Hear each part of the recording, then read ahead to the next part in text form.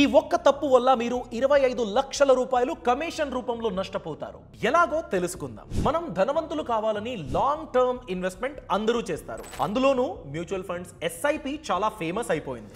ఈ mutual fund SIP లో రెండు విధాలు ఉన్నాయి. Regular mutual fund, direct mutual fund. ఒక ఎగ్జాంపుల్ తీసుకుందాం.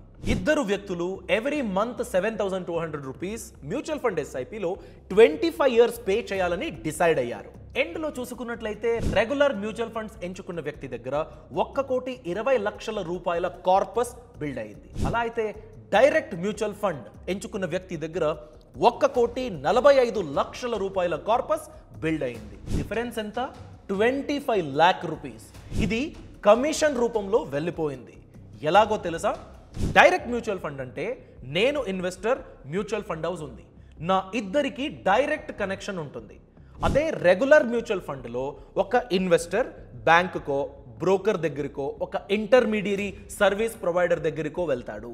ఆ ఇంటర్మీడియరీ మ్యూచువల్ ఫండ్ హౌస్ కి కనెక్షన్ ఇస్తుంది.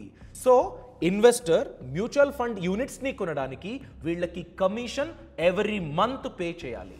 యూజువల్గా రెగ్యులర్ మ్యూచువల్ ఫండ్లో కమిషన్ అనేది 0.6% నుండి 1% వరకు ఉంటుంది.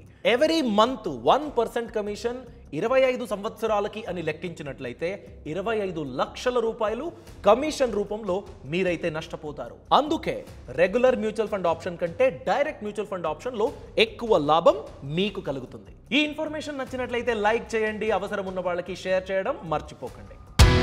బాస్ వాలా, బీ ద బాస్.